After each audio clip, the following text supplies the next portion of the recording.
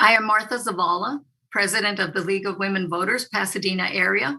Welcome to Thursday with the League, holding the LA County Sheriff's Department accountable. Thank you for joining us today. The League of Women Voters is an organization encouraging the informed and active participation of residents in government. We neither support or oppose candidates or political parties at any level of government, but we always work on vital issues of concern to members and the public. Our featured speaker today is Sean Kennedy, member of the LA County Civilian Oversight Commission and associate professor of law at Loyola Law School. He will discuss the challenges facing the Citizens Oversight Commission. After his presentation, you'll have an opportunity to get answers to your questions during our interactive Q&A session. I encourage you all to participate by entering questions in the Q&A feature at the bottom of your screen. Please contribute to our event by asking questions. It makes it really important that you understand what is happening in our Sheriff's Department right now. The Q&A question session will be followed by a short take action session that's going to be presented by Ashley Revichet, chair of the California League's Criminal Justice Committee. Before we get to our program, I want to advise you that Pasadena Media is live broadcasting the event on public access TV, and the video will be posted on our League's YouTube channel tomorrow. And now it gives me great pleasure to introduce Chris Ockerhauser, chair of our Police Practices Subcommittee. She will introduce our speaker and manage the Q&A session portion of our event. Chris, please come on screen and welcome. Good morning. Good morning. Good morning. Good morning, all. I'd like to take a quick minute to share what our Pasadena Area League has been doing regarding criminal justice reform. As a good government organization recently celebrating our first 100 years, the California League has come to address criminal justice issues only in the last 3 years. Our League's Policing Practices Subcommittee got off the ground with a full house community meeting late in 2019, addressing the same topic we are today, holding the LA Sheriff's Department accountable. It featured a civil rights attorney who helped to bring the Sheriff's Civilian Oversight Commission into being, and the executive director of the commission and a co-founder of Black Lives Matter LA. Our recent work has been focused on helping to implement the historic new law authorizing law enforcement officers' use of deadly force only when necessary to save human life, which I'm sad to say has largely been resisted and not faithfully implemented by policing agencies. We also have been surveying incidents of racial profiling and stops by law enforcement in 4 local cities. But let's turn to the subject at hand. The Los Angeles County Sheriff's Department is the nation's largest and runs its largest jail system. Its sheriff, like most sheriffs in the country, is elected, whereas police chiefs are appointed and can be removed by city councils. Under California law, elected sheriffs are permitted to run the department as they wish. Our sheriff, like most, derives his authority from the state constitution and is subject to removal by the voters. The Los Angeles County Board of Supervisors has recently sought to remove the sheriff, but its hands are largely tied. For decades, our sheriff's department has been mired in charges of inmate abuse and corruption and beset by violent deputy gangs. A decade ago, conditions had so spiraled out of control that the FBI and the U.S. Department of Justice opened an investigation of the jail system. Subsequently, the Board of Supervisors, upon the recommendation of a Citizens Commission on Jail Violence, implemented dozens of reforms, including the creation of the Sheriff Civilian Oversight Commission as an advisory body to the department in 2017. As the Oversight Commission began addressing the need for greater department transparency, it pushed the sheriff to release more information about deputy-involved shootings and called on him to ground the pilot drone program. The sheriff pushed back, however, on the drone program, telling the commission that they were not a policy-making body. Under the current sheriff, elected in 2018 on a reform program, the disconnect between him and the commission grew from the outset over the department's rehiring deputies fired for misconduct and over dismissal of reforms to reduce force against inmates as a social experiment, over dismissal by concerns by the commission and FBI agents of the presence of deputy gangs in the department, over halting access to documents needed to help the commission monitor the department, and other reforms that were dismissed. With Measure R last year, the voters granted the commission subpoena powers to secure needed documents and testimony. Yet the sheriff has defied even these until directed to do so by the court. The question arises, how can governing bodies secure accountability from the sheriff? Is appointment a better alternative?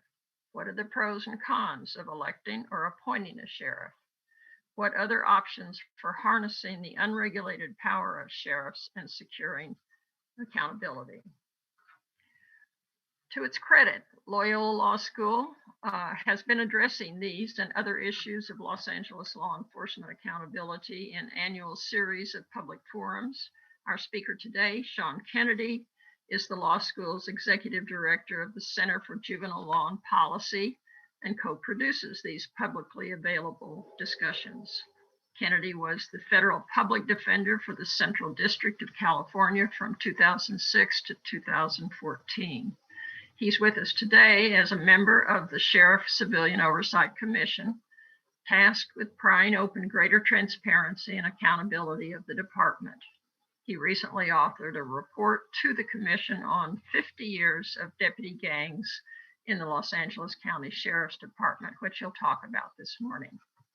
I should add that in his bio from Loyola, he's also listed as teaching in a course named an intensive cross-examination workshop.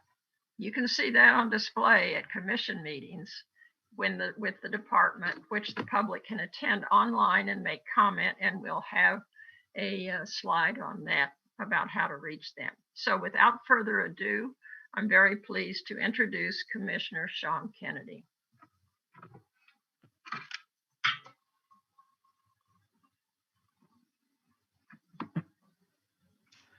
Thank you, Chris. Good morning. I want to thank the League of Women Voters for inviting me to speak on the issue of accountability. I have a PowerPoint, so I'm going to just do that to help kind of invite some discussion about the issues.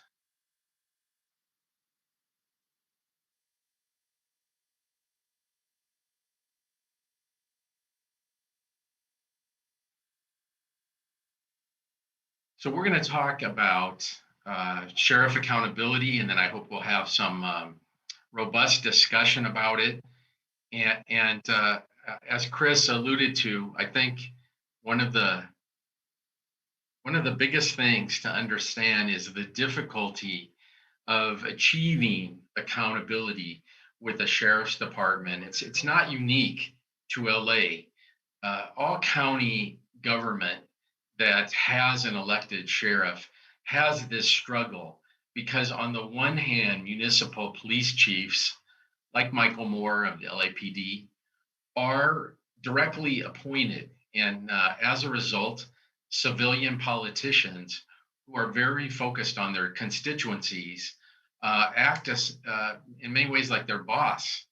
And so they're very responsive. That's not to say the Los Angeles Police Department has no problems, but it is much less resistant to civilian oversight, transparency than the Sheriff's Department. And this is because, as we spoke of, Sheriff Villanueva and really all the sheriffs before him are elected countywide.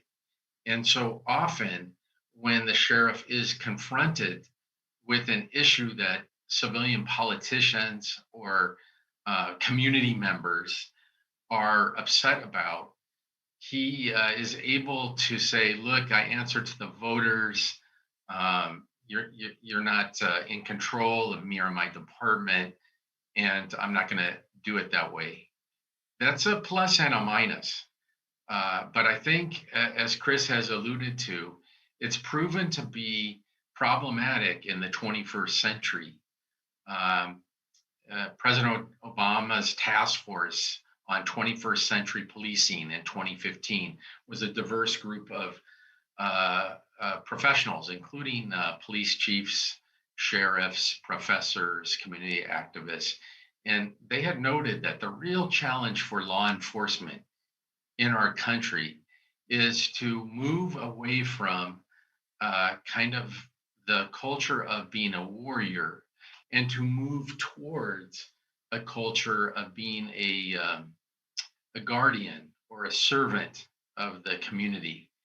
And so a lot of the issues that I think cause problems in our community are really deep down about the issue of culture change. And it's hard to effectuate culture change when the sheriff can tell everyone, "You're not the boss of me." Now, I sit on a commission of 9 volunteers from very different parts of our community. And our goal is to try to achieve more trust and transparency between the sheriff's department and the communities they serve or should serve. And, it's a very diverse group that 5 of the commissioners are appointed by the supervisors. So each member of the board of supervisors appoints one commissioner for his or her, well, I guess right now, her community district. And then there are 4 commissioners who are appointed by the community at large. The community makes recommendations, and then a committee selected them. I'm actually a community at large appointee. I was not appointed by a supervisor, but it's a very diverse group. I sit between, as Chris said, I was a career federal defender. I headed the federal public defender here in LA for many years. But I sit between Rob Bonner, who is a former federal judge who was appointed by the first President Bush, and also a former head of the Drug Enforcement Administration. And then on my other side is J.P. Harris, a former sheriff lieutenant who's retired. So we're really a diverse group of people. And we hold monthly meetings. This is when we were live. Right now we're virtual, where the community is able to present its concerns about policing in LA. And we bring in members of the sheriff's department to talk about the issues and see whether or not we can have better communication, maybe real reforms, change in policy. But our problem is that we are only advisory because of this dynamic of an elected sheriff. And so while we can push and make overtures to the elected sheriff and his leadership team, we have no ability to tell him what to do. And in this respect, it's very different than the Los Angeles Police Department Oversight Commission, because that commission is able to tell Chief Moore, you need to change this policy. You need to fire this officer. And so that's a real difference between sheriff and police in Los Angeles. There are some issues that I think really put the camera on the sheriff's commitment to accountability and civilian oversight. And so I thought I would just highlight some before we start our discussion. And one of these is the issue of body-worn cameras. And I don't know if everyone in our audience knows it, but I did a study a few years back, and really Los Angeles Sheriff's Department was the last big city law enforcement organization in America, in the whole country, to adopt body-worn cameras. And for many years, different oversight bodies had suggested that the sheriff use cameras, and there was a real resistance to it. In 1992, James Colts, the late, he was a former LA Superior Court judge from Pasadena, former career DA.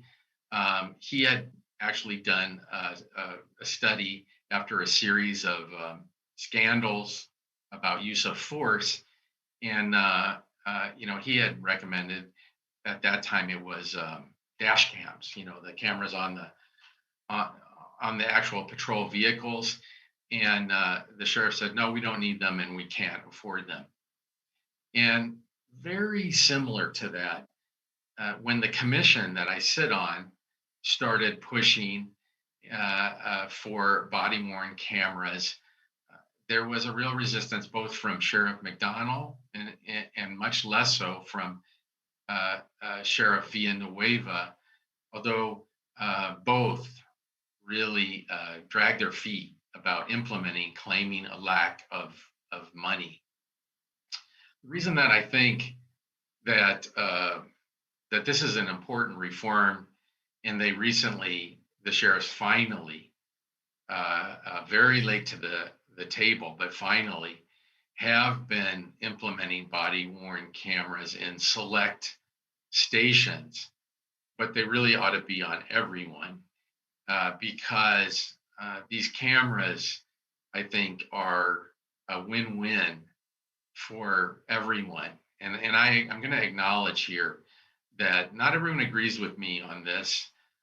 Before the commission, many community members appear and talk about the theory of the architecture of surveillance, meaning that as law enforcement is given more and more technological surveillance tools, they will be misused.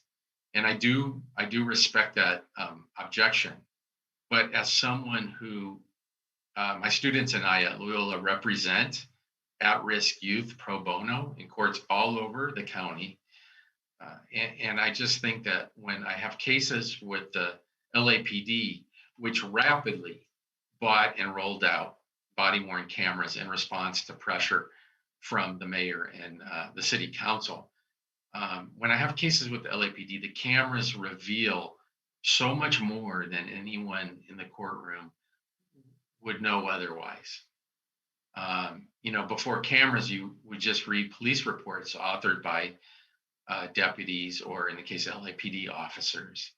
And, you'd have to rely on those. But when you now look at the body-worn camera footage, you often see things that are not put in the police reports. The same with the investigation of police shootings. It's just a real tool for transparency, in my opinion. And it's the kind of thing that cuts both ways. Because sometimes when an accusation is made against the deputies, they'll quickly deny it, or a member of the sheriff's leadership team will give a press conference with a very one-sided view of the account. And sometimes the camera will refute what the sheriff said and lend credibility to what maybe a member of our community who has been shot said about what happened, or who has been arrested said what happened. But then other times, I'll tell you, I've had to have that conversation with my client in criminal court, which is, your interpretation where these things happen. So I got the body worn camera, and I don't see that. So let me play it for you right now, and let's talk about it, and then we can move on and decide what to do. So these body worn cameras, I think, are really really an important part of accountability and transparency. And although there are objections, speaking only for myself, I just strongly support them. And I think it's a real even-handed reform that I haven't heard good arguments from law enforcement about why we should not have them. The only thing I've heard is that we need more money. My view is that the sheriff's department has a multi-billion-dollar budget, and we should find a way to fully fund body-worn cameras.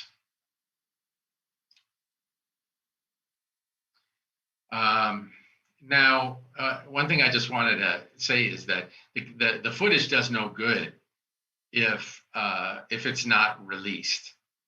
And there have been criminal justice reforms, SB 1421, which has said that the public has a right to discover certain things, and that is anything to do with a police shooting, no matter what happened. If a deputy shoots her gun, it's discoverable under the new laws, as well as information about sexual assault and lying in the course of an investigation. And so many times when body-worn camera footage is held back, it creates a lot of problems. But the law enforcement organization says, well, we can't release that. After SB 1421, they can, in fact, they have a legal obligation. It puts them on a clock to do so. So I'm hoping the release of body-worn camera footage and highly inflammatory or emotional issues will help create evidence-based discussions about what happened. And that's why I think the cameras are so important, because sometimes they support the accusation, sometimes they refute the accusation, but in many ways, the camera footage is what it is. I mean, we can all view it for ourselves.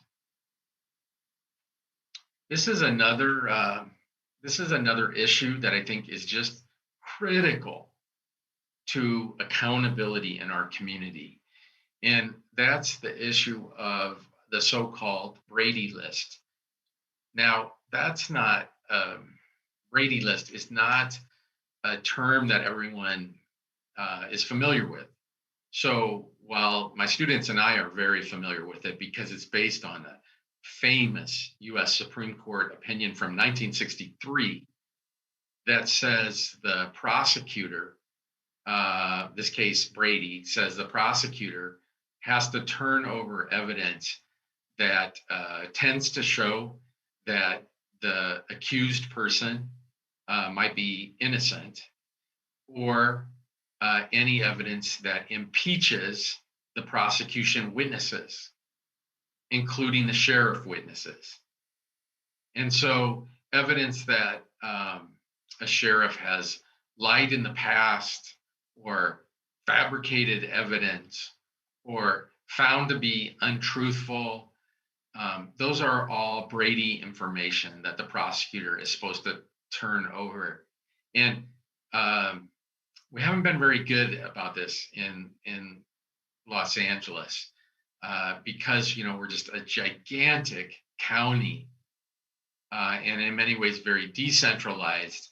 And so over and over again, you see reversals of criminal convictions or wrongful convictions where people are exonerated because the Brady information was not turned over. And very often, it's because the impeachment information about a law enforcement witness was not turned over. And so our prior sheriff, Jim McDonald, who was somewhat of a reformer on this issue, went through all the LASD files and made a list of the deputies who are currently employed and out there testifying in criminal trials and had this type of misconduct in their files. And he put them on a Brady list. And his intention was to give that list to the DA at the time, Jackie Lacey, so that both himself and District Attorney Lacey would meet their Brady obligations and stop the problem of what one judge called a, quote, Brady epidemic, unquote, that has spread all over our community. And the sheriff's unions, the Association of Los Angeles Deputy Sheriffs, ALADS, went to court and had a battle saying that information could not be turned over to the prosecution because information in a deputy's personnel file is secret under the police officer's Bill of Rights. Now, I don't want to get too legal, but your federal constitutional right to a fair trial, which is the basis of the Brady disclosure obligation for the prosecutor, it's pretty clear in American law and the hierarchy of law that that's going to trump state, California, statutory police personnel file confidentiality laws. And so eventually the California Supreme Court said, no, that information can't be turned over. In fact, it has to be turned over. And so I'm hoping that with that reform of the Brady list, that we'll see better outcomes, less convictions of innocent people, which are so sad, having represented someone who spent 30 years in prison for a murder he did not commit and was exonerated of. It's just heartbreaking to see people go through that experience. It's also super expensive for all of us. My client sued and got $10 million, and many other exonerees who suffered Brady violations have done the same. And so I'm hoping we'll see reform. Unfortunately, unlike Sheriff McDonald, Sheriff Villanueva has been very resistant, and my understanding is that the Brady list has not been turned over to the DA. They're going to try to comply in some other manner. I'm not sure what that would be. So, as I told you, so many of the issues that create unfairness and tension between law enforcement and community members focus on the issue of police personnel file confidentiality. This is really two-sided as well, because on the one hand, deputy sheriffs are, they're public law enforcement officers.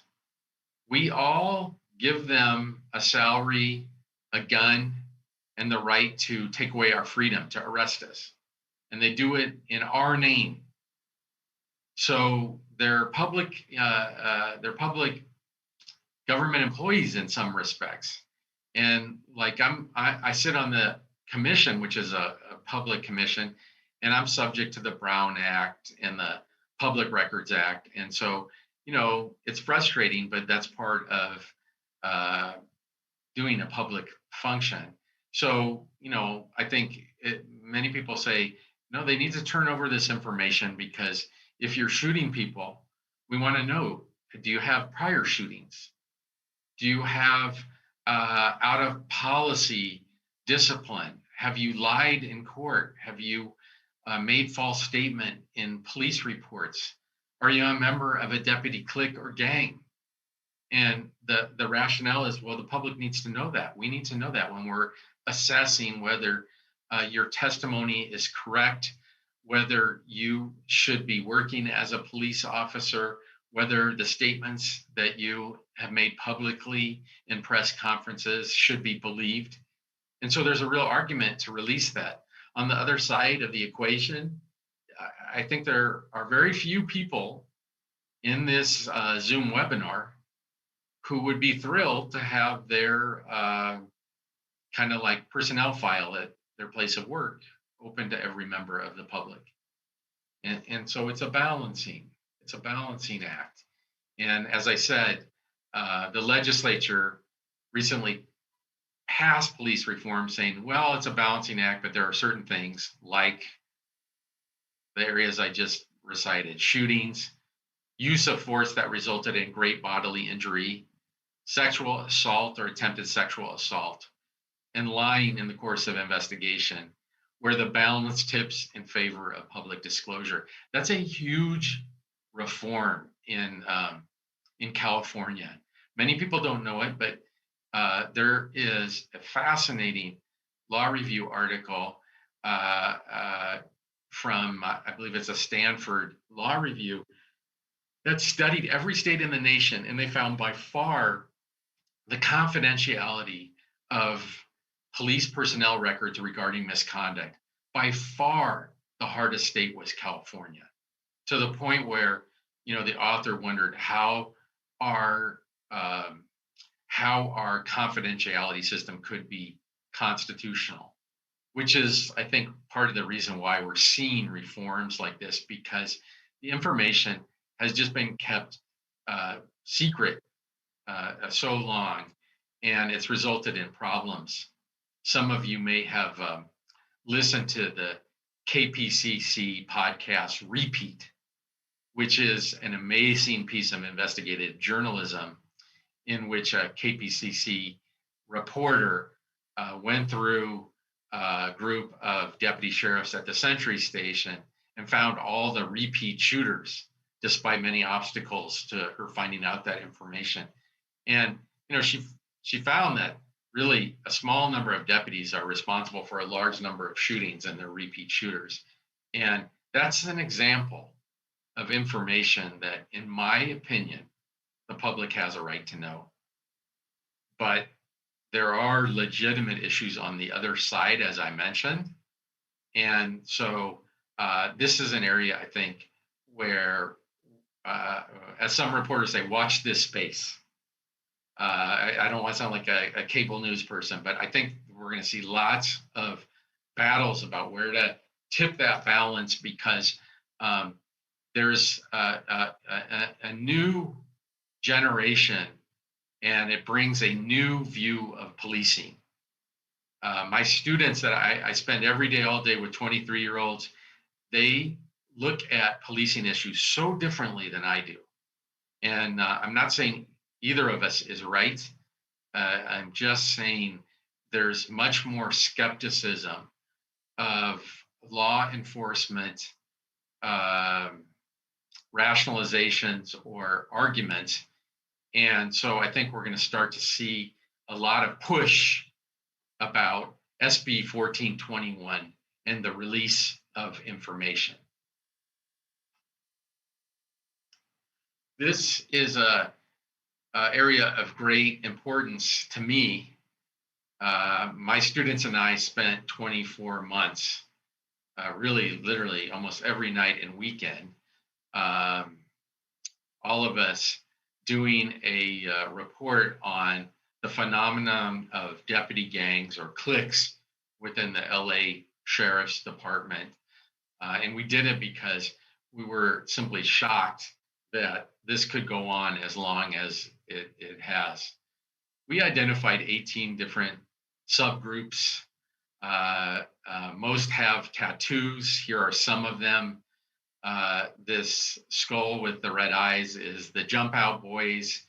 The card is the dead man's hand in poker. You can see the gun. There is a pamphlet that was seized from a patrol vehicle that was called the Jump Out Boys Creed. It said when you shot someone, the date, the deputy's name would be recorded in a black book of the gang. I'm going to call it a gang. I think that's what it is. and that he would earn the right to have his gun enhanced with smoke coming out of it. And this middle one is the Bandidos clique or gang. I think it's a gang operating out of the East LA station. East LA station is a real incubator of the gangs. The first known group, the Little Red Devils, started there. Another group, the Cavemen, came after that. We now have the Bandidos. I think it's not happenstance that the station calls itself Fort Apache, which I think many community members think is evidence that the station views itself as an army in an outpost amongst the savages, and there's a real hostile relationship between the station and some community members. Certainly not all members of the station. And then finally, the most recent gang identified in Compton, the Executioners.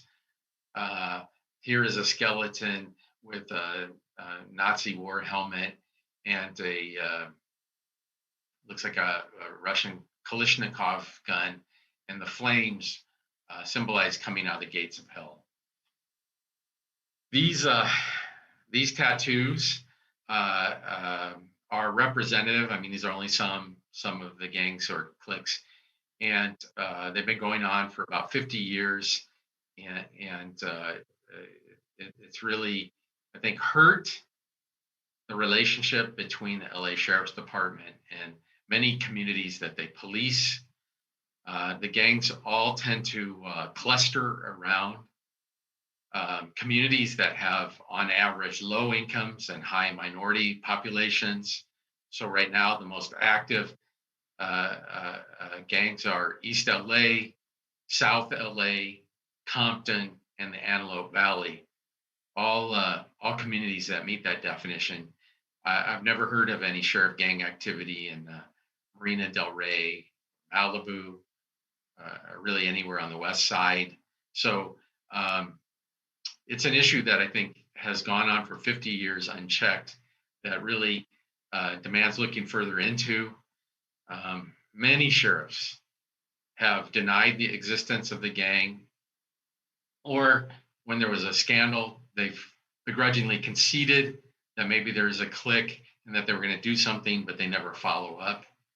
I just wanted to throw out there, these are all the different outside commissions and oversight bodies over the years that have sounded the alarm about the gang culture within the LA Sheriff's Department.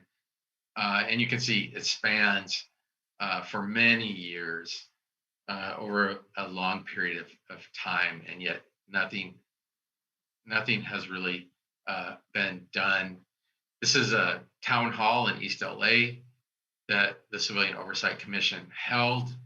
And I put this picture because it's just startling to me. I've never seen anything like it, where so many people who are so upset show up talking about gangs with badges, and that they were fearful of the sheriff gangs.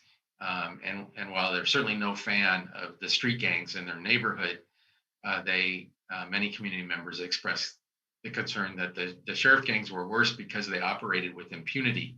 Nobody would stop them. The sheriff says the First Amendment creates real bars to him investigating and doing something about internal cliques and gangs. I don't think that's true. I've been a federal constitutional lawyer for a long time. I mean, as a 23-year-old, 23 years, I was a federal public defender litigating constitutional issues in federal court. And my understanding is that when you are a public government employee in a law enforcement agency, you do not have the same First Amendment protections regarding your work on the job as just a member of the citizen would. I mean, you have First Amendment rights, but they can be restricted in order to meet one's law enforcement mission. And so while a citizen may have the right to sport a Nazi tattoo because of the First Amendment. I do not think that the taxpayers of LA County have to employ someone with a Nazi tattoo as a armed law enforcement officer. And I will stand by that position. And I'm happy to debate it with anyone, because I think that that is the law. And I'm hoping we'll see real change in response to enormous pressure from communities and the Civilian Oversight Commission. To his credit, I want to say, Sheriff Villanueva it's been about a year now, did pass a policy outlawing participation in the cliques, as he calls them. But to my knowledge, so far, there's been no enforcement because of the reluctance to investigate based on the professed fears of violating First Amendment rights. Kind of wrapping up, because we want to have plenty of time to talk. The Measure R gave the Civilian Oversight Commission subpoena power, and by overwhelming vote, like over 70% of the voters voted for it. And they did it for a reason, because they saw that it is really hard to get information out of the department, and it's not limited to any personality. It's a long-standing institutional resistance at every level. So we now have subpoena power. Sheriff Villanueva, we've only used it, I think, once. He's stated that it's unconstitutional for our body to subpoena him, but he has lost in court. And he still continues to maintain that we can't subpoena him. So I guess we'll see. I don't think there is a real legal issue here. It's a cultural issue, in that for years the sheriff didn't have to answer to people in that way, and now they do. Here's a case that goes pretty far back at this point, Dibbs versus San Diego County, from the California Supreme Court, saying that provision of the government code 25303 authorizes our Board of Supervisors to supervise all county officers, including the sheriff. And he often, sheriffs, really guard their independence. And they say, well, I'm a constitutional officer, and Chris talked about this. But there's a center at Berkeley, the Center for the California Constitution, which does nothing but study and talk about the California Constitution. And its executive director addressed one of the sessions at Loyola's Policing LA Forum, and he said that it's not right. That the sheriff is a county officer. He's mentioned in the Constitution, but it's a county officer, and he's subject to some level of supervision by the Board of Supervisors who fund the agency. And it said that based on that, the board can create civilian oversight commissions, and the board can authorize those commissions to have subpoena power over the sheriff. And so to me, there's not really much of a legal argument there, but it continues. I do want to say that in the same opinion, our state high court said the Board of Supervisors, neither the board nor the civilian oversight can interfere with the sheriff's authority to investigate the crimes. They can ask questions. They can make sure money is being used properly. They can evaluate policies, but they can't interfere with the sheriff's core function. So maybe that's what he's saying. Chris had said, well, what about ideas? My guess is this group has lots of ideas itself, but a couple that come to me is we could amend our county charter to make it clear that the sheriff can be removed in ways other than just the election cycle, but it needs to be spelled out. We all should be litigating to enforce the Public Records Act. The legislative reforms mean nothing unless they are enforced. The Civilian Oversight Commission can and should hold more public hearings about issues and use its subpoena power if necessary, to get the information relevant to those hearings. The Attorney General, even the sheriff doesn't contest, has the right to supervise and investigate misconduct in the department. That's actually going on right now. That happened after the report on deputy gangs was released. And finally, it's a real new era for police reform. There's so much reform coming out of Sacramento. It's hard to keep up with. And I think we really want to weigh in on those issues because they're hard issues. Doing oversight for almost 5 years has made me realize that there are legitimate law enforcement issues that are not always apparent to me. But the sheriff needs to engage with civilians about how and why he takes the positions he does. And then he needs to really listen to input because, it's a public function. One great resource for talking about how to talk about reform is the President's Task Force on 21st Century Policing, because it was such a diverse group, many of whom were law enforcement, and yet it made sweeping recommendations about reform that is needed. And so I encourage members of the group to look at that document. It's very user-friendly. Almost everything I advocate for is consistent with the Task Force on 21st Century Policing, which really talks about culture change at the Sheriff's Department, moving away from warriors who are fighting with the community, who are at war with the community, who distrust them, to guardians or servants who are engaged in the community and really want to talk to community members about the struggles of policing and keeping people safe, but also engaging in constitutional policing, reducing the number of shootings, stopping racially profiling. To me, that is the most important thing the sheriff can do, having those conversations.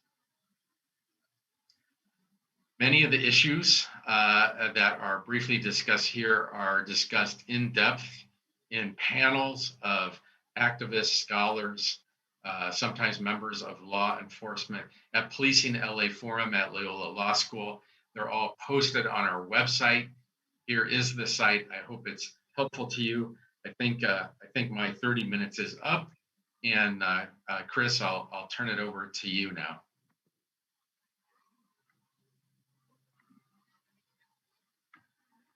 Oh, hi. Great. Thank you. Thank you, Sean. Now let's see what questions you in the audience have for us, for Sean.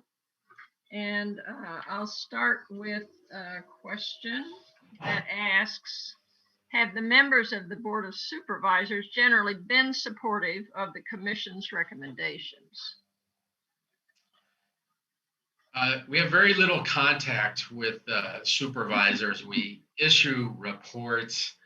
My impression is that they have been supportive of us, although I just don't interact with them a lot. We really are an independent body.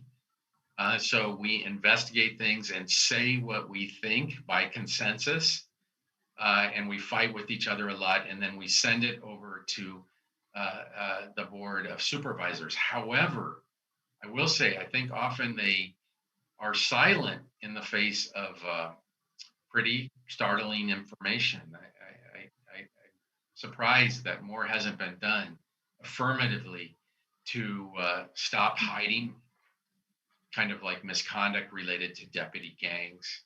I would think that every station should have body-worn cameras, and they still don't.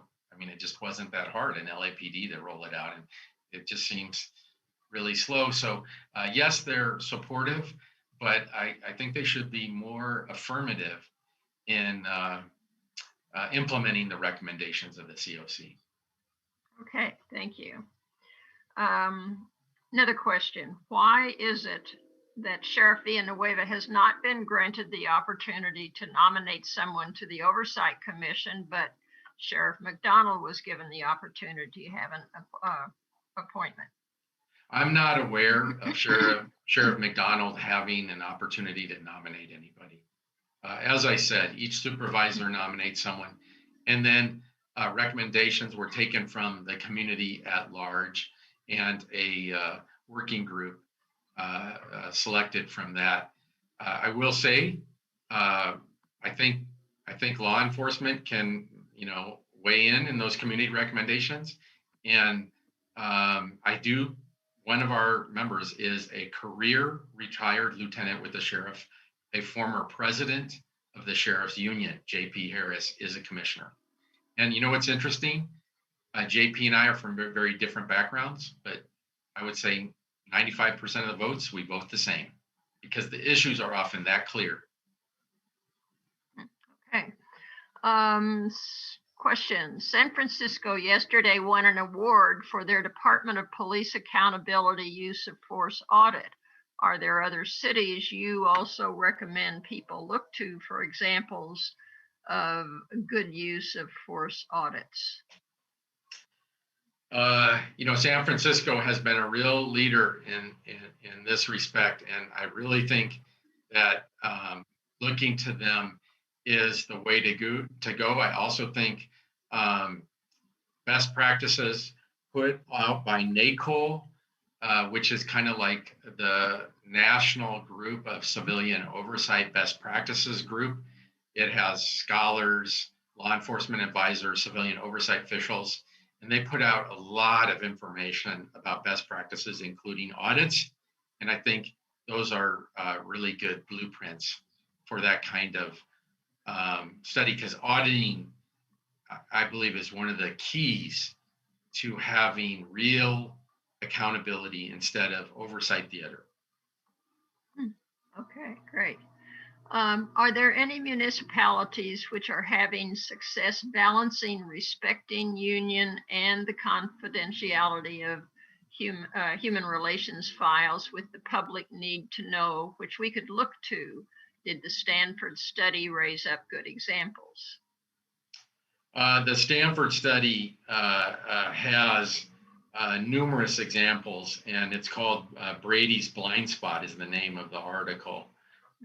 And I think that is the place for us to look. But I'd like to point out that, like in Florida, which I don't think of as a raving liberal state, they have sunshine laws on police personnel files.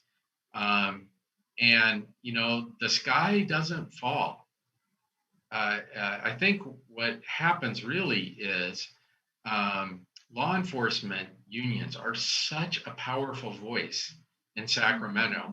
They are such an outsized voice in the political arena that the balance has not been struck in California fairly for a long time. And I'm speaking only for myself here. And the good thing about release of misconduct information is it builds trust.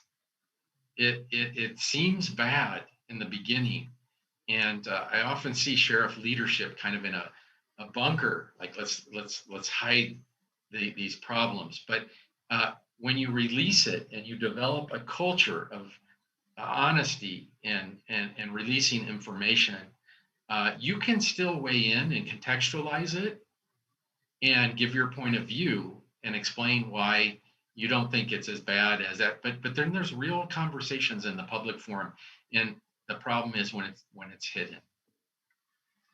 Okay. Do you believe the LA County Sheriff should be appointed by the Board of Supervisors or elected by the people of LA County? It's a hard question that I think reasonable people could disagree with. So I have respect for both sides of the issue. Myself, I think appointed is where I would land, because I just have seen what I think is LAPD pushed to be more open, to reform more, to be more transparent And I think it's a direct function of appointment. And when you study sheriffs across the land who are elected, they drag on reform. They're slow to reform because they don't have that incentive. They run countywide, and some people would say, "Well, that's the accountability," and I understand that. But when I see appointed officials, I just see a lot more engagement with civilian officials, and to me, that collaborative, engagement-minded relationship is the key. All the laws in the world will not change the problem. The problem is, does the agency embrace constitutional policing, community policing, and culture change? Do they embrace it? And so that's why I think appointed might be the way to go. Like New York City has an appointed sheriff. And so there are jurisdictions that do it, but by far the majority are elected. It's built into our American DNA, and particularly the expansion of the West, where the sheriff as the human symbol of the law is deep in our Western mythology. So it's a tall order. And so I'm making a plea for transparency and engagement, whether elected or appointed. You want to do a real quick rundown of the pros and cons of election and appointment, or not? Well, I mean, I have my own views. I think there's a certain legitimacy that comes from election. I've never met elected officials. I mean, people who run for election, they respect each other when they're in the room because they've all had to run for election in a way that they don't respect appointed officials always anyway. So I think there's that. But appointment allows, I think, people who are outside the sheriff's department to have more of a voice and to have more opportunity to collaborate in the formulation of training and policy. And training and policy are everything in terms of reducing police violence and creating good police culture. And so there's that. The other thing is the way our system is set up with the election. You have to be a law enforcement officer to run for election. So it leaves out a lot of good candidates, in my opinion, because running a huge multi-billion-dollar agency with thousands of employees and a really important mission that involves incarcerating people and using violence against people in the name of the public, it has a lot of skills other than being a trained law enforcement officer. And I think just as we've seen movements for progressive prosecutors, there's going to be a push for progressive sheriffs, and opening that up might change that dynamic. Okay. What and where are the major recruiting sources for sheriff's deputies? No, I don't really know. I don't think we know. This is an example, I think, of we need to know more about how they're recruiting. I know that there aren't enough women deputies in the department. And I know that sheriff leadership tells me that they're having a difficult time recruiting. But more public information about who they're hiring and the standards for hiring and how they're vetting candidates, I think would really benefit us all, particularly in the area of deputy shootings. Okay. In the county that contains San Francisco, which I think is San Francisco County, because they're coterminous, aren't they? Yeah. Yes, they are. The sheriff controls the jails, but a separate police force controlled by the Board of Supervisors handles all other policing. This did not require a constitutional amendment. Please discuss the pros and cons of this for LA County. Well, this is the government code section that I was referring to in the case dibs that I talked about, whereas the sheriff is a county officer subject to the supervision of the Board of Supervisors. And so I'm not sure it's so much constitutional amendments.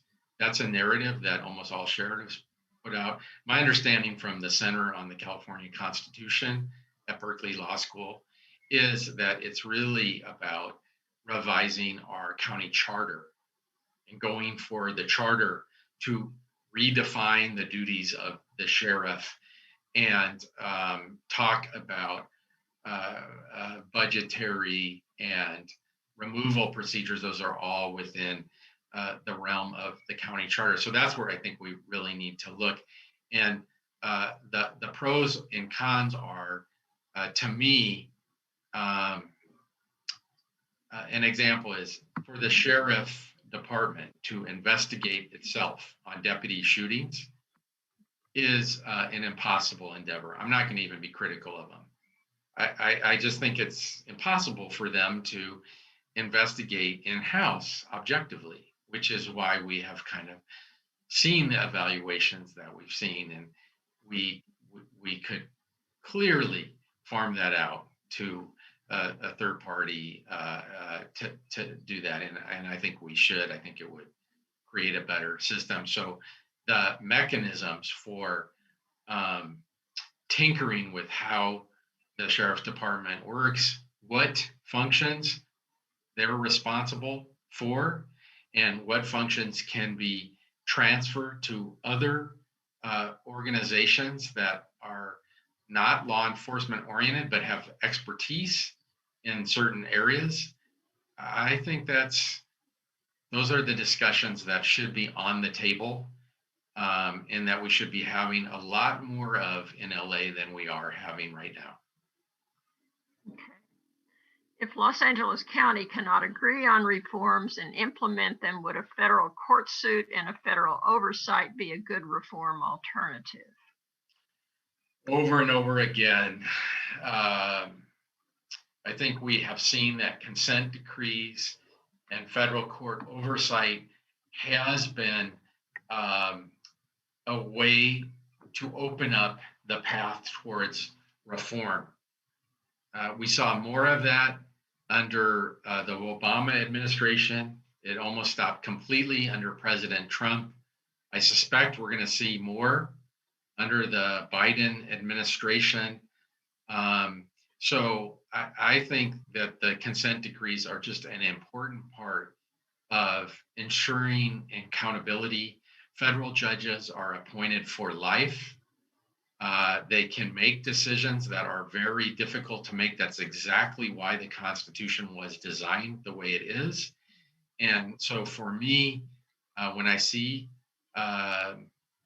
passive responses to really troubling problems like deputy gangs and all the things that go with something like that, it's an example where outside consent decrees and federal leadership would help. It would never completely solve the problem, because I stand by my statement. The problem will never be solved until sheriff leadership is committed to culture change, which is we're going to be transparent. We are going to be open to civilian oversight.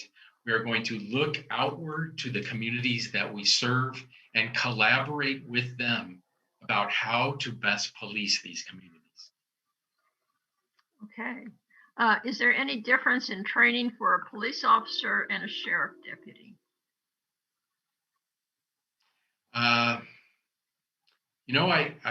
don't know, because I don't know the LAPD side well enough. Mm-hmm. I do know that in general, in American policing, there is much less training than in other countries' policing, much less. And I don't know if that's why we see different outcomes, but it just seems like more training. I'm just going to talk about the training. I know more training would be so helpful, and it would also create great conversations, because I went through something they call Milo training that deputy sheriffs go through, and they give you a gun and they put you in a room with a scenario in which you have to react to unfolding violence.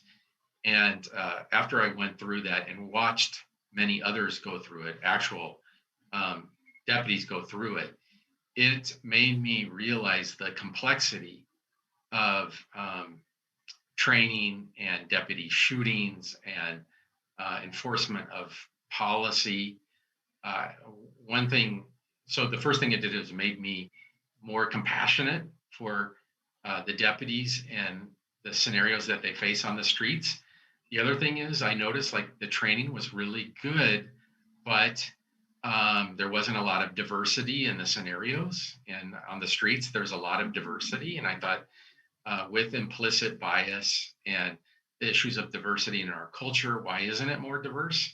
And then there was extensive discussion from the sergeant about compliance with policy regarding weapons, but there was almost no weigh-in from a clinician who is specially trained to help people deal with mental health in crisis, which is what many of the scenarios were. In fact, all of the scenarios were about dealing with mentally ill people in crisis. And there was almost no discussion from a trained mental health professional about de-escalating. So if you're always focusing on hands, guns, don't get killed, go home at night, I think it creates a certain type of training when you could discuss all those things and then also have a discussion about fear, techniques for de-escalation, the importance of the community member going home at night as well. You know, the humanization of the people that they're interacting with who are in crisis. And so I think a lot more attention to training would really produce better outcomes. I think we have time for one more question. It's a two-part question. What requirements and accountability is there for the individual deputy to have body cams on when making a stop? And secondly, what civil rights accountability exists, especially in low income and ethnic communities, and where does transparency exist within the department? That's a lot. So the cameras are supposed to be on whenever you are interacting with members of the public. So there's the presumption is they're supposed to be on, and there are set exceptions, but they're rare. I think that the issue of accountability for civil rights violations is a good one. There's a lot of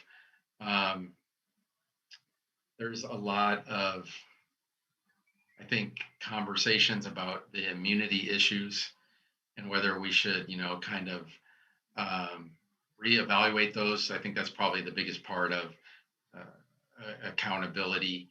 And is there transparency in communities, particularly minority communities? I'm sorry to say, I think the answer is we're not there yet. We have a long way to go in Los Angeles County before we have transparency. And it's one of the fundamental motivators that keeps me on the commission because it's contentious, difficult position, but accountability is one of the pillars transparency is one of the pillars of reform that is talked about in the report on 21st century policing. And when you're transparent, I think the next thing that is going to come is when people see what you're doing, it's going to concern them and they're going to want to talk to you. So transparency will lead. to outward-looking engagement with communities and how they are policed. And it's really stark, because doing pro bono representation just last weekend before last, I usually I'm in Pasadena on a Sunday, and I have to say I never run into law enforcement officers. But I went to a community in South LA for 3 hours to investigate, and my students and I ran into police at least 25 times. And so it just shows, that one fact, I think, invites conversations about policing and what the problem is. Is the problem that those kids are committing crime 24/7? Is the problem there's a lot of over policing and a lot of interaction that doesn't occur in other communities? I'm not saying I know the solution, and it has been humbling on the commission, because a lot of what I thought I knew about policing, I was wrong. But I was wrong for a reason. It's a black box. It is hidden from all of us, even though policing is done in all of our names. And I think we all have a responsibility to find out what is going on. And I know Chris will like his message for what is going on with policing in your community. Because if you agree with it, great. Once you know and you agree with it, you can support it. If you don't agree with it, you can say, I would like to be heard. I would like to ask questions. I would like to know why we're doing this. And it's those conversations that will move the needle of culture change. And in the end, the only thing that will solve the problem is significant culture change.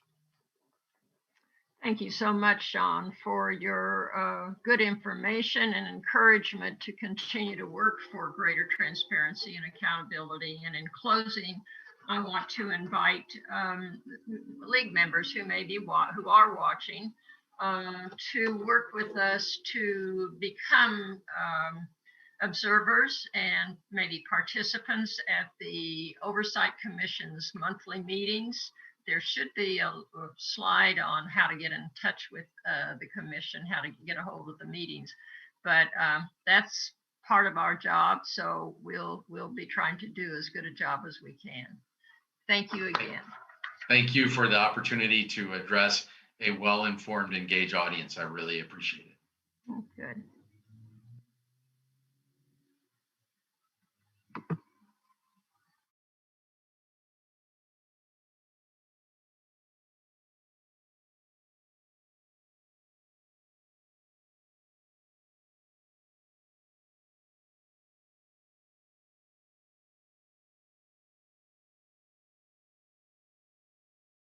Ashley Ravichet from the State League. Ashley, if you can help us out with some take action activity. Thank you, Martha. Let me go ahead and share my screen here.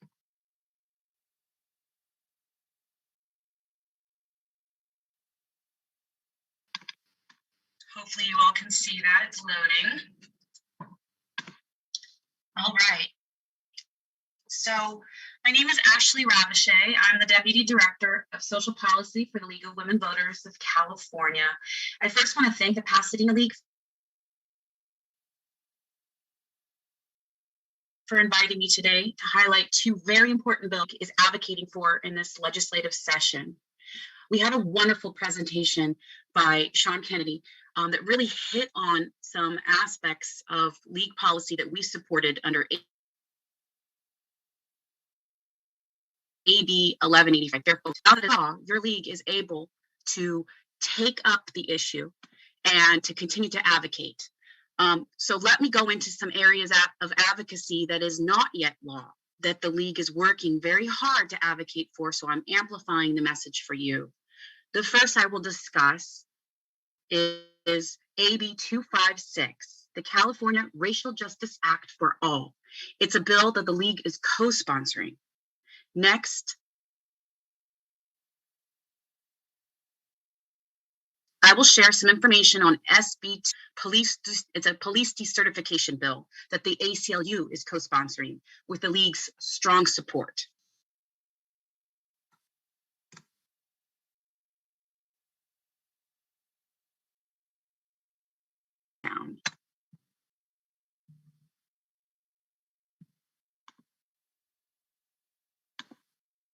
Let's reshare.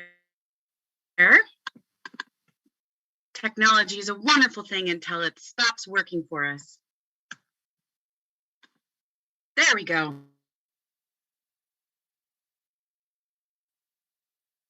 All right. Routinely upheld despite blatantly racist statements by attorneys, judges, jurors, and expert witnesses, and the exclusion of all or nearly all Black, Brown,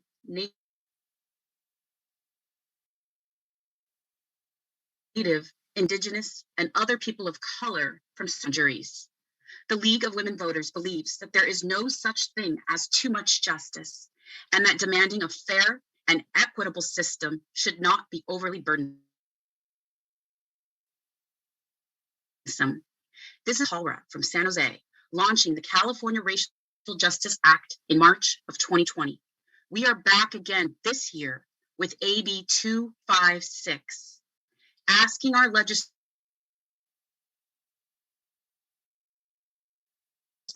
to stand to the law for all. So let me do a deeper dive on what the Racial Justice Act is and help explain why we believe everyone should have access to it.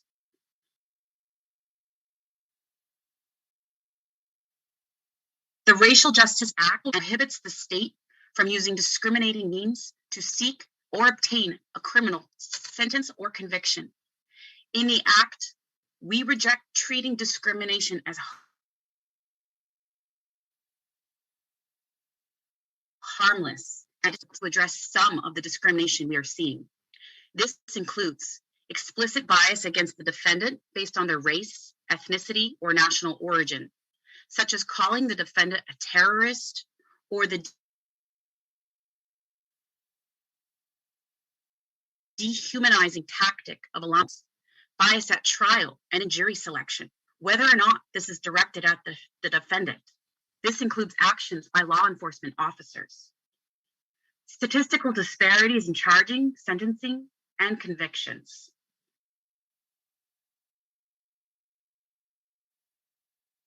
To put it simply, the Racial Justice Act for All ensures that all Black and Brown people have a path to challenge racist convictions and sentences.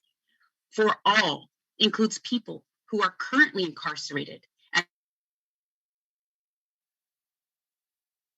have been left out of reforms that California has achieved over the last 20 years.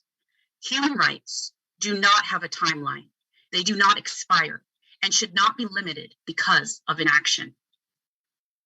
Did you know that more than 50% are Black, Latinx, Asian, or Native American? Their Institute reports that beginning in the 1960s, racist law and order rhetoric emerged in politics, which ushered in the era of mass incarceration, flipping the racial prisons in the United States to majority Black by the 1990s. A survey by the U.S. Sentencing Commission in 2017 found that when Black men on average received a sentence almost 20% longer, and Black men convicted of a felony are 42% more likely to be sentenced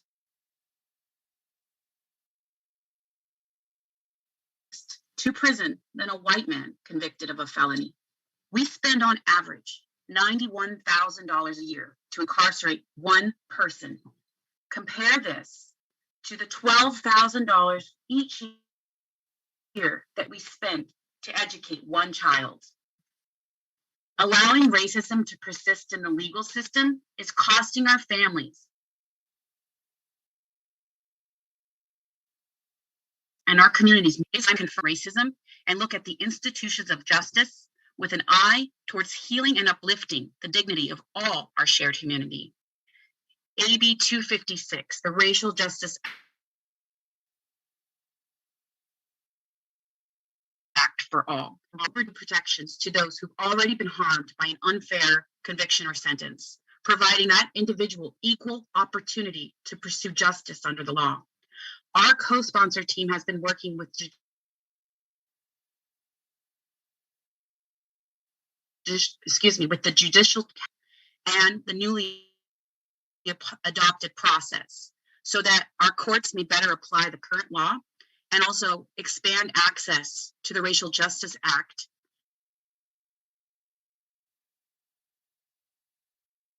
to help those who are currently incarcerated. We know that there are costs for this implementation of the retroactivity of the Racial Justice Act. Ultimately, however, by providing access to those individuals who are currently incarcerated, there will also be cost savings from the relief. In the end, this bill will pay for itself. AB 256 is currently on the Assembly Appropriations Suspense file, and we're working to garner support by labor groups and in-district members like yourself. As to not much, we are already co-sponsoring this bill. But if you want to know more, you can sign up to get Racial Justice Act for All, RJA for All updates. I'll send you some links in the chat.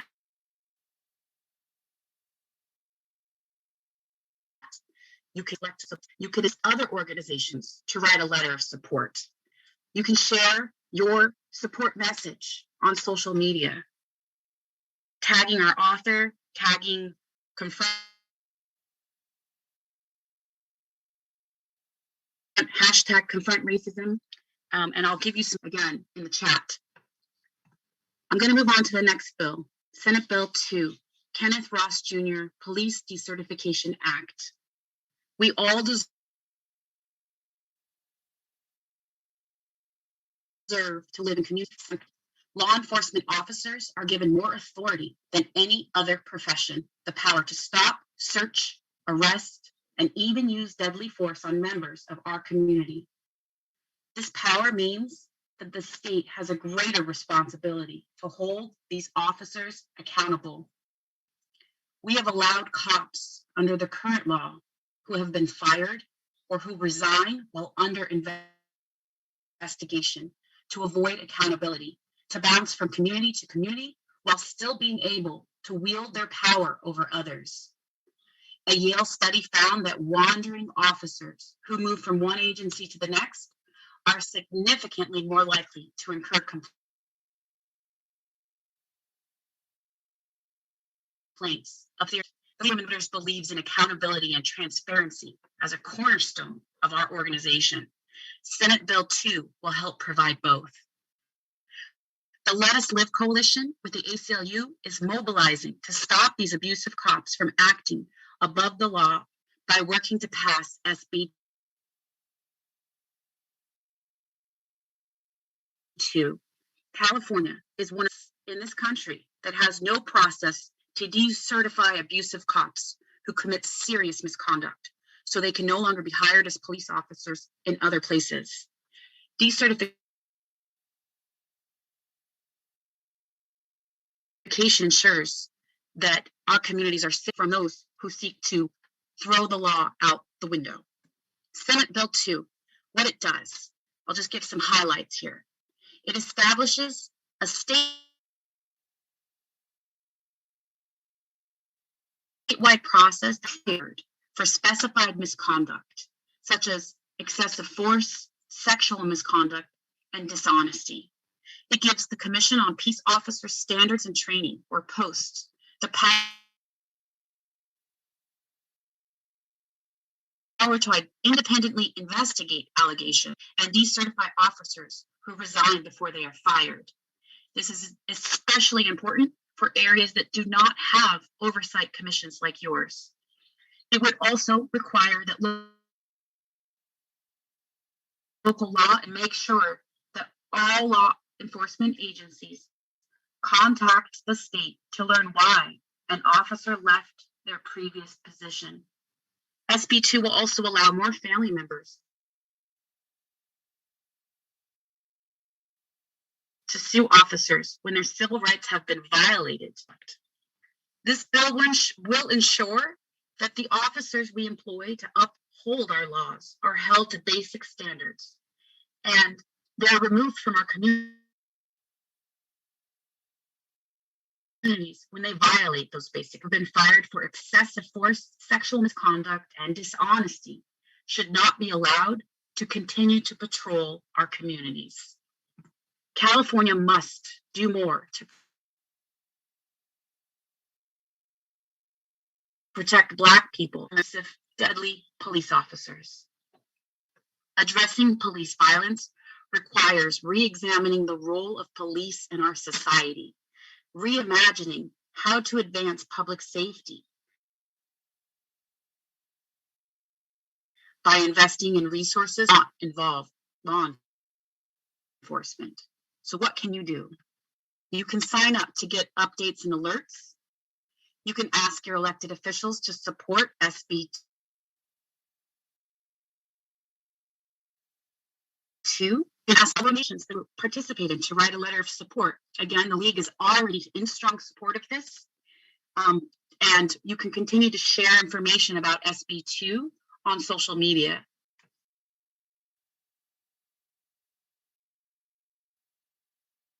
Thank you so much for taking time, ways which your organization and yourself as an individual can confront racism.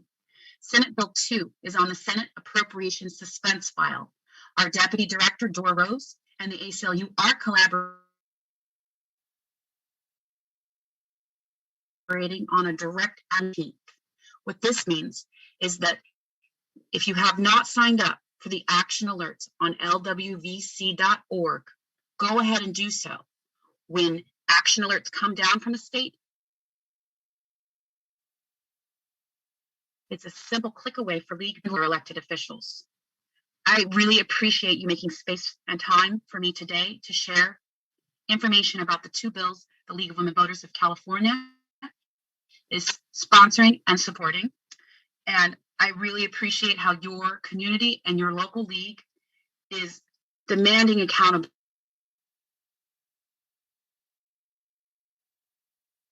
and advocating for just and equitable. Let me go ahead and do my chat. These are links to supporting the Racial Justice Act and a social media toolkit that if you are on social media, you make it easy to click away and share, and we will continue to add information to that. Thank you so much. Have a great day. Thank you so much, Ashley. That was great information. And thank you to Commissioner Kennedy for joining us today.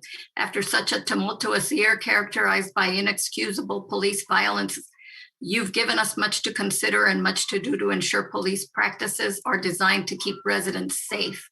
It's evident that the concept of the thin blue line is actively operating, probably leading to the evolution of the focus on law and order versus public safety.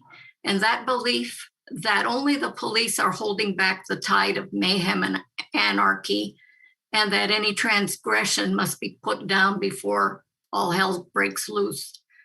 It will take concerted effort to turn this around. It will take all of us. And Ashley, thank you for joining us today and giving us take action information to address the racism operating in our criminal justice system. If you could share my slides, please, host.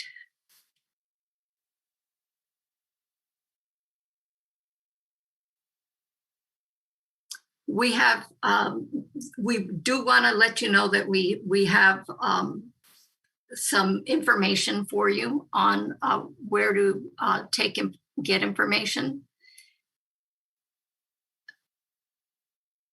We just want to tell you, our attendees, that if we didn't get to your questions, please resubmit them via email to events@lwvpa.org. We'll get the answers to you. We'll bring up that slide momentarily. But for now, this is the information you need to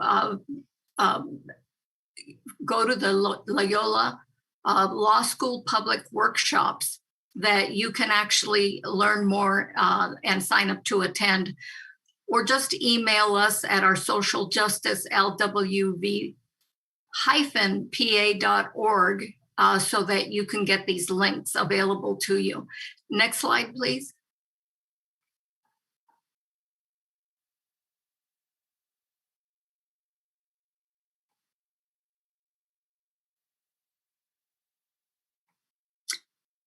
And the LA County Civilian Oversight Commission is available to you. Again, just email us at socialjustice@lwv-pa.org, and we can share the information with you so that you can really get actively engaged. It's such an important piece of information to make sure that we are keeping our sheriff accountable. So again, the next slide, we can show you our events page where you can submit any questions you may have about still on the police practices or the take action information that Ashley provided. For our members, please remember to go register this afternoon for our annual meeting, which is scheduled for June 3rd. And for all our audience, remember the video of this presentation will be available on LWVPA's website, our YouTube channel tomorrow, courtesy of Pasadena Media. Thank you to our events and communications committees for working behind the scenes to host the event today. And thank you to Chris Oskershauser, our moderator during the Q&A session. And finally, to our Zoom hosts, Valerie Jones and Kitty Kroger. Thank you, our audience, for sharing your day with us, and get out there and please take action.